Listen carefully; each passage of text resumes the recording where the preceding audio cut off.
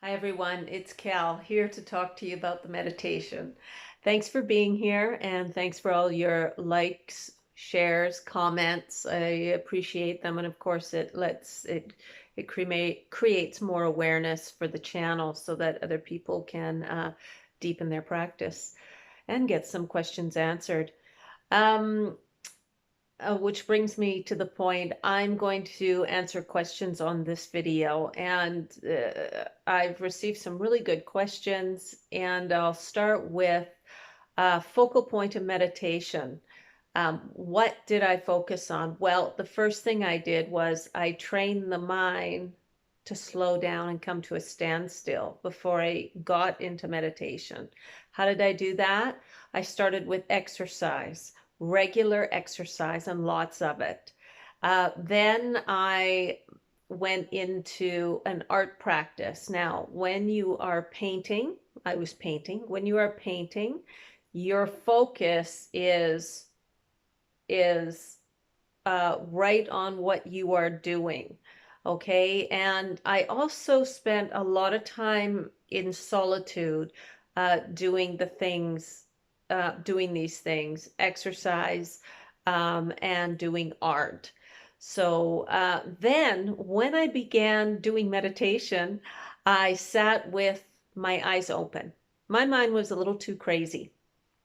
And then once I established that I could sit there with my eyes open and relax myself, I would go through a relaxing technique. Oh, I feel relaxed. I would use a lot of affirmations to help myself relax. Then I would start closing my eyes halfway. Now, when I closed my eyes halfway, I started going through my body, like doing this body scan where I started from the toes and would work my way up. And sometimes I started from the top, from my mind, and work my way down to the toes. I would begin with, I'm very calm right now. I'm very calm and I'm very relaxed. And then I would say, uh, my face feels very relaxed. My jaw is relaxed. And after my mind heard the command on my jaw is relaxed, suddenly my jaw would drop. The body is responding to you every second of every day. So if you give it commands, it will do the action. And I have a lot to say on that topic. Okay. So once I became very, very relaxed, I began closing my eyes. And I think I saw one question, did I use a mantra or did I focus on my breath? I did both. First, I used a mantra to slow the mind down, and the word I used was one, one, one, one, one, one. And the thoughts would come up into my head, and that's okay. That's okay. I just left them, and I would focus on what I was saying, one, one, and then I would see the image of one. And the more I focused on that word, the more the images in my mind would die down. Now, when I was saying one over and over, why didn't I count? Well, counting is too much thinking. So you repeat one thing over and over and over. And I wanted to make it as generic as possible, yet still be a word. And there was a reason for that at the time. And the word that I found that was uh, kind of said it all was one. So I said that over and over and over. Now, when I started to maintain my focus there, the next step I went to was focusing on the breath. And yeah, the breath is key. But you know what? It's not just the breath. It's like everything is key, right? It's a little bit of everything. And you have to build the practice. And each thing that you do, you have to work at until you sustain it. It's a building block, and then you go to the next one, and then to the next one, and then to the next one until you've built your house. And then you sit in your house, and you keep going down the road of meditation. So it's a practice. And then after I was meditating with my eyes closed, I had been starting with 10 minutes a day, 3 times a day. And then I think I started, yeah, with 3 times a day. And then I did that for 2 or 3 weeks. And then I moved into twice a day for 15 to 20 minutes. And then I did that for a couple months. And then I moved into an hour of meditation after that. And then, boom, it just took off. So you have to build the practice. Just sitting there going and getting your fingers in the thing. Forget about that. Forget about all of that stuff. You have to train the mind to focus, and you have to do it step by step. It's like you're painting a picture, and it is the brush strokes that create the entire picture. And you have to work on one brush stroke at a time. And if you do this, and if you do it consistently, you will get there. I guarantee it. Okay, so some days in meditation, yeah, of course we're good, and some days were not so good. Some days my mind was really crazy. It's okay. I just stayed with the practice. I always sat, let's say at 2 o'clock. My mind was crazy. I was agitated. I sat at 2 o'clock. I always sat for 10 minutes. I sat there for 10 minutes. Creating consistency is critical. Your daily habits are critical. They're critical with everything. However, in meditation, vital. Then I got into a flow period, and I'll tell you that flow period, it comes out of nowhere. So once you've built your house and you're sitting in, you're meditating, and you're making very good intentions before you go into prayer. That was so key, because every time I went into meditation, I made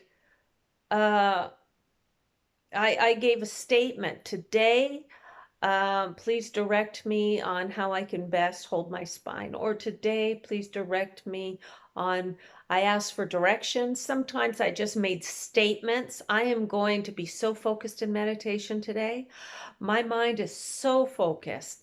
And even if it wasn't, I still made the statements. And guess what? It becomes that. It becomes that. It's not as hard as you guys are making it in any sense of the word. It's actually simple, but you got to build it slowly. You got to build it with intention. You got to be consistent, got to be determined, and you got to have it in your daily practice every day. My meditation was almost everything. Of course, I was a single mom. My daughter came first, but I worked it around, and I made sure I had consistency in all aspects. And when I hit the flow period, it was just like, okay, regular day meditation, just practicing this thing. And then boom, all of a sudden, I was in the flow, and I was just in the tunnel. I was in the tunnel, and I mean the tunnel of the wave. I don't mean a tunnel. I mean, I was suddenly in the tunnel of the wave, and that's exactly what it felt like, being in the tunnel of a wave. And then that was it. Things just really began to pick up and progress. But what really dropped me down, and this is critical, was prayer. Prayer to know absolute truth. Then the memory came, and it was a memory that I remembered, but then I was infused with all the details around it that I didn't know at the time. I was just given that knowledge, and that's what took me from here and dropped me right down into this deep, compassionate state. I mean, those days I would get up out of bed or out of bed, off the floor beside my bed, and I had sat with a towel underneath me because I had tears streaming from my eyes because the compassion had dropped down into the state that my heart was inducing the flow of tears, of course, with that compassionate state and soaking my head and soaking all my clothes. When you get really into the meditation before you do the Kundalini, um, I was actually stripping down into just underwear and bra and lying on the floor because your your organs, everything in your body, when you get into that flow state, it increases your circulation so incredibly that you are absolutely burning hot, burning hot. You're burning hot, even if you're in the North Pole, you're burning hot. So it just so happened that I was in a very cool building at the time, and it was like freezing cold, freezing cold. Um, and thankfully, it was freezing cold because I was burning so in such at such an incredible rate. I was just absolutely burning. Before the Kundalini kicked in, I was doing all sorts of other um things in meditation as well. And those things also conditioned me to be able to do, like, it kind of psychologically prepared me for the Kundalini. And they were incredible. And I think that when it happens to you, this invisible force makes it so that your body and mind somehow are naturally prepared through those early meditations. One thing I wasn't prepared for, that right after the memory kicked in, was the moon visiting me, and that was when I knew, and that was right at the beginning. That was right when I knew, okay, I've hit an altered state, and I'm seeing in a different way. Because after asking people on the street, can't you see that moon? It's like a skyscraper in front of us. And the responses I got were, you know, you're a crazy lady. And so after that, I knew, okay, I've hit the threshold where I'm seeing in an altered state. Now, all these things that happened to me, I have been on a search to find out what they mean, because I know that I'm kind of like a Jane prototype. Like, I'm kind of like, in many ways, incredibly average. And so I know that many of these things that the Kundalini, they happen to all of us. A lot of the time in the same way, because I actually found writings that talked about it later, after I had finished it, because I didn't know what had happened to me. But that's how I found out I had actually done the Kundalini, because I didn't know what the hissing was, and I had no idea what the bars were forming the ladder up my body and beyond, and and so on and so forth. So post Kundalini meditation, I've had a few questions actually about that. Well, I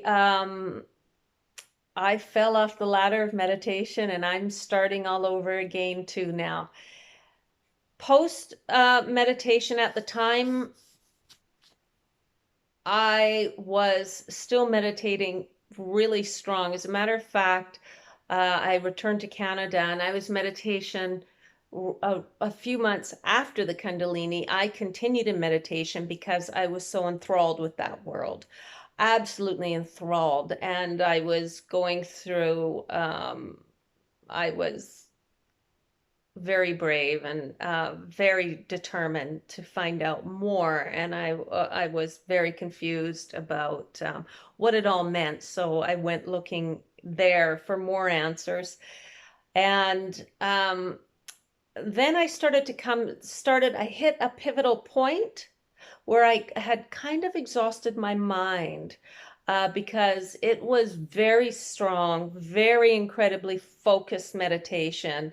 And I mean, during the Kundalini, I had a cord like this out of my head, a golden cord like this out of my head, and holding that, just tethering that.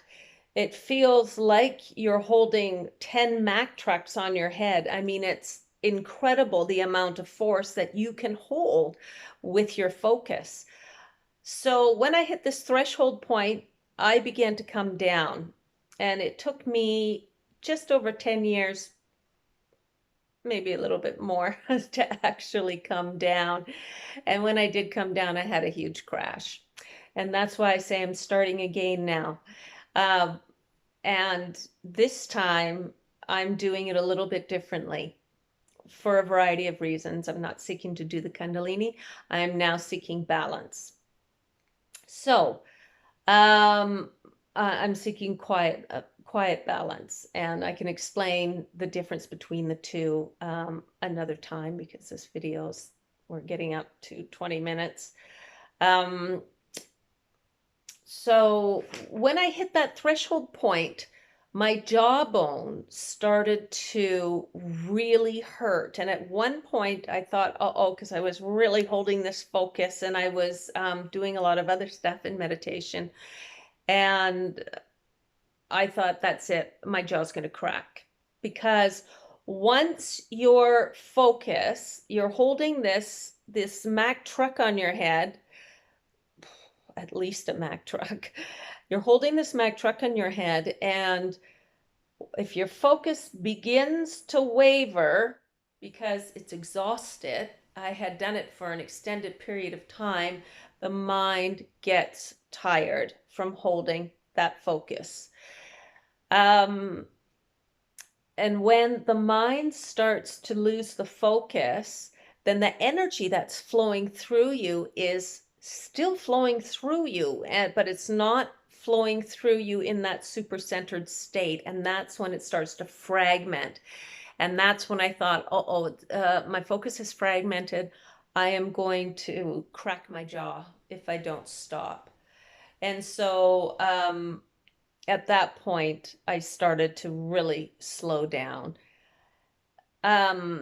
Because the choice was either I go back in and I go hard and heavy, which is what I generally do with things, or I go the other route and I go back and try to be part of the world. And that's what I chose to do with my child. If I didn't have a child, I don't know if I'd be here today. I'd probably be, I don't know, probably up in the Wu Mountains, meditating with the monks up there and doing a lot of those fantastic things that they do. And quite frankly, I do believe that in the future I am going to do that because I have been enthralled with that world, and I would like to be able to do teleport myself and do a whole bunch of other things. Which brings me to another question. Somebody asked me about the Siddhis, the Siddhis. I don't know how to pronounce that. And what they are is they're a group of people in various sects and in various religions around the globe that have surfaced over time, that have magical powers. We're all destined for this. I want you to know that we're all destined for these powers when we learn to focus our mind. And when you begin to focus your mind, rather than trying to be, I feel, rather than trying to be magical out there in the world and trying to bend spoons and teleport things with your mind, I would suggest using your mind to heal your body first. And before I ever did the Kundalini, That's what I did. I used my mind to heal my body. I was an extreme rollerblader. I'm an ex-figure skater, and I was plummeting down a very steep hill an early Sunday morning, and a car came out of nowhere with five people in it and smacked me, and I was paraplegic. And I used my mind to heal my body. And because there was no way I was going to go through life as a paraplegic, and I used my mind to heal my body. Now, if any of you are interested in how to use your mind, how to focus your mind, to use your mind to heal your body, I always put a link in the description, and it's healwithmind.com. It takes a while to load, but once you get to that website, you just plop your mail in there, your email in there, and you get an email every day for 5 days on how to use your mind to heal your body. And I tell you how to use emotion to heal your body. Emotion and focus are critical in when it comes to using your mind. And we will be at some point, everybody on the globe will be directing their emotion. Emotion is powerful. Emotion is what has you do the Kundalini in the first place. That's the desire from the feminine force that creates all these emotions in you. And that is what fuels the fire to give you the power to burst through all these gates in your body and then the gates beyond. And there's infinity gates beyond. Okay, video getting a bit long here, so I'm going to say thanks everyone for watching. I hope I answered all your questions. If there are any more questions or any questions about anything I talked today, go ahead and post below, and I'll try to answer them. Other than that, please, if you enjoyed this video, please like it, share it, comment, because I just found out that that's how we get other people to that are interested in this topic. That's how we can reach them, because we want to build our group here and reach as many people to help them with their practice, and a whole bunch of other things that I have in store for you all. So other than that, you go ahead and you have a great day, and I will see you on the next one. Take care.